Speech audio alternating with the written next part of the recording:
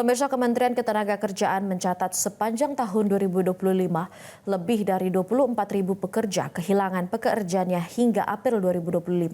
Sektor industri pengolahan menjadi penyumbang PHK terbesar. Menteri Ketenagakerjaan Yasserli menyebut angka PHK yang mencapai lebih dari 24.000 orang sudah mencapai sepertiga dari total PHK sepanjang 2024 yang berjumlah 77.000 orang. Industri pengolahan menjadi sektor dengan PHK terbanyak, mencapai 16.800 orang.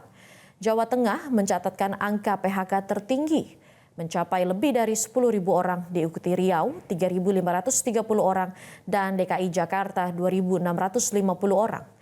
Menaker Yasserli juga menyampaikan alasan Presiden ingin sistem outsourcing dihapuskan yang dinilai banyak polemik.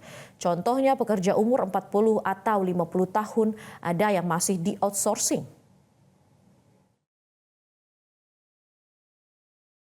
Outsourcing ini yang pertama teman-teman kita harus lihat seperti yang saya sampaikan, respon dari Pak Presiden ya, bahwa ini kepedulian beliau menangkap aspirasi dari pimpinan serikat buruh ya. Dan kalau kita lihat kan memang praktek outsourcing kan memang banyak masalah ya, banyak masalah. Jadi ada orang yang kemudian udah usianya 40 tahun, 50 tahun masih aja di outsource gitu ya, tanpa ada karir dengan gajinya tetap UMP, bahkan kontrak UMP tapi ternyata realitasnya dibayarnya seperti apa. Jadi ini banyak ya, jadi banyak kasus.